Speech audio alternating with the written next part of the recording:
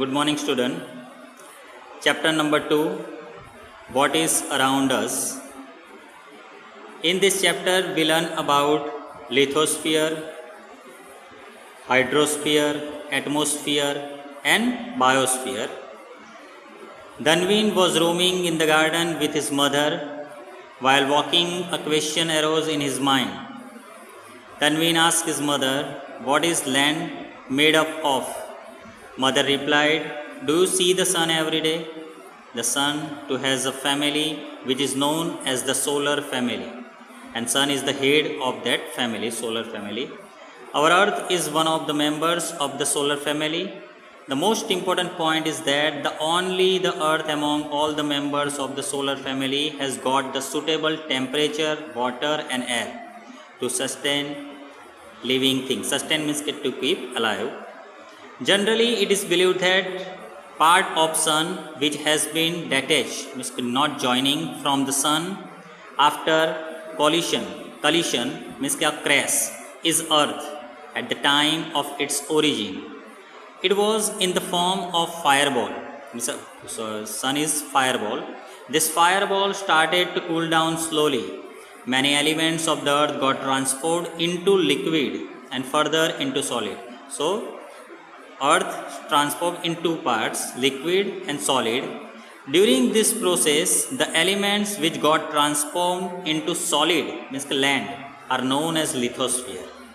The elements which got transformed into liquid are known as hydrosphere.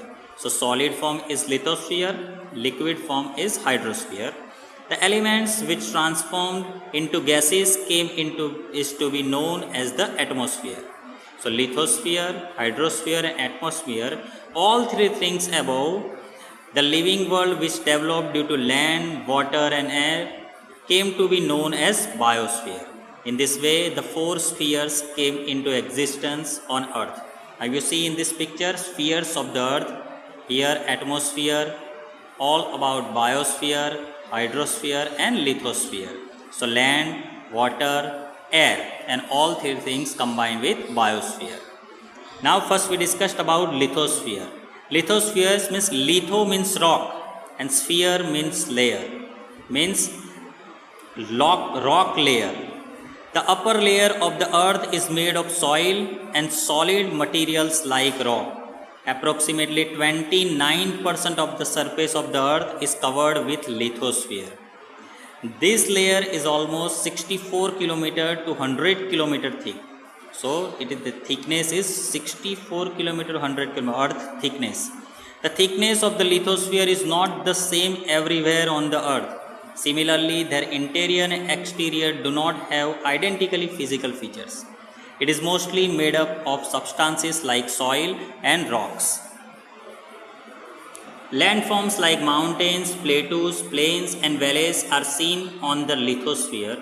The temperature increases as we move towards the center of the earth. The molten rocks in the interior of the earth are known as magma.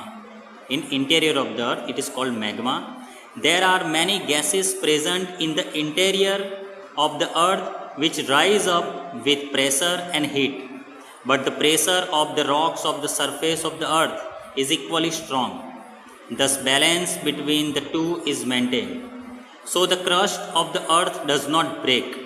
When the balance between the two is not maintained, the crust breaks and the volcano erupts.